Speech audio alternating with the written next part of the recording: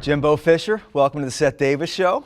Glad to be with you. I know there's a big moment for you. You got a lot going on this time of year. Yes, at least a little bit. You got high class problems. I like it. So thanks for taking the time to be with us. So just to give everybody a frame of reference, okay? We're taping this. It's December the 20th, 2013. We're going to air this on January the 6th, 2014, 1:30 p.m. Eastern time. So that'll be 10:30 a.m. Pasadena time. What do you think's going to be going through your mind, your heart, and most important, your stomach at the moment this airs? All right, there will be dotting I's, crossing T's, trying to make sure that everything is in place so we can have success, and that all the preparation we've had is not for naught, and that we're ready to play. And sometimes right then, though, actually we start to relax. It's about that time of day as I'm thinking about you're going to be 5 hours out. We'll have pregame at 4 hours before, which just actually probably use a little bit of downtime when you're just relaxing just a minute and taking a deep breath and getting ready to go.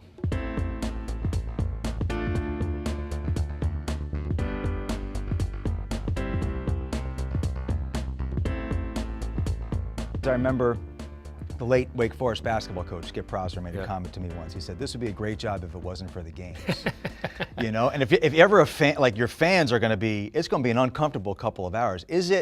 Would you describe it as fun to be coaching a game like that, or is it the fun come when you look back on it? The fun ends up coming when you look back on it, because, I mean, it's fun at the time once the competition gets started, because then you forget about everything else. Then it's about the competition. It's the leading up to, like you say, the butterflies and nervousness. But if you ever lose that, you get out of it. You should get out of it. So give us a sense, just from an X's and O's standpoint, strategic standpoint.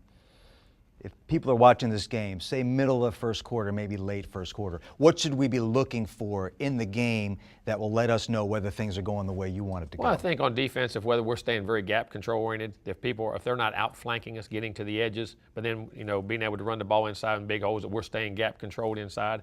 Offensively, if we have balance, if we can throw it and run it, and being able to move the ball meticulously down the field, and what we're doing. So not necessarily the home runs, but you're hitting singles? Yeah, hitting singles and being able to consistently move I think that's critical in big games. Execution. Like I said, we always talk about big games and big plays. To me, big games are one more of who makes the fewest mistakes and who can execute the base fundamentals of blocking, tackling, catching, throwing, whatever that may be.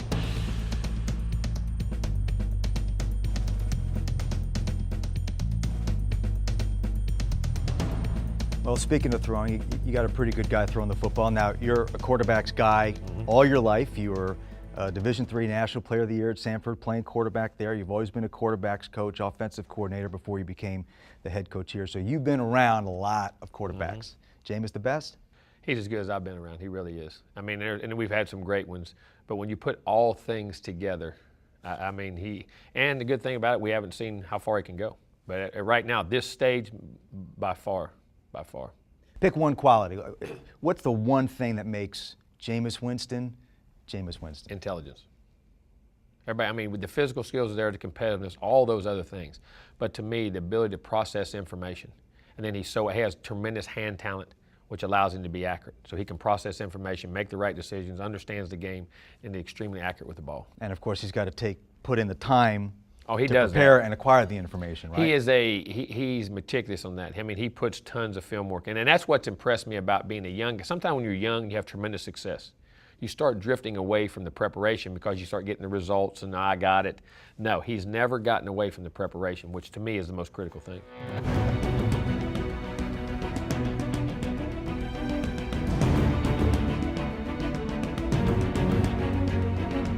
You've had an interesting few months in the program with respect to Jameis, to say the least, and the type of thing that's not in the head coach's manual, when you get the job. And, these situations are always interesting to me just from a big picture perspective, because I'm sure you would agree, we all agree that in the court of law, you're innocent until proven guilty all the time. But that playing football at a place like Florida State is not a right, it's an incredible privilege. So the head coach has to make that determination over when to step in and what needs to be found out.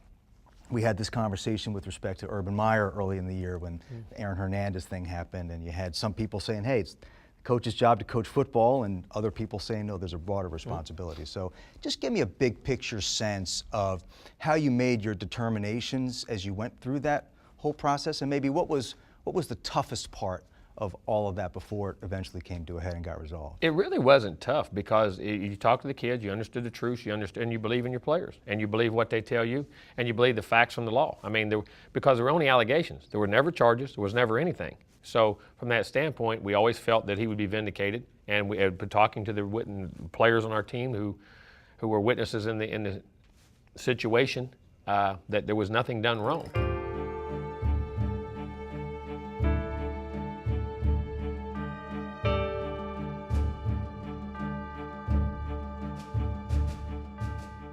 Whenever we feel that there's something wrong, then we step in. If we don't feel nothing's wrong, and then if other things are proven, then we adjust to those facts. But I don't like to jump to conclusions because trust is a very important thing in this world.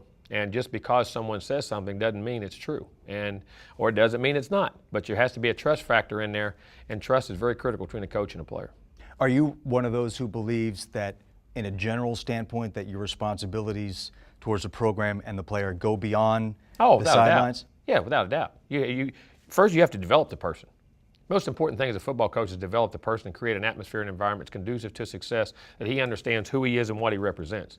2 is education, 3 is ball. Ball to me is last. It's very important to develop the person. That's why we're having so much success right now. We're as talented as anybody in the country. We have better kids than we have players. And I think it's very critical to do that, and it's very important to do that. And we have programs in place that we have a year-long system that develops the people along with the student.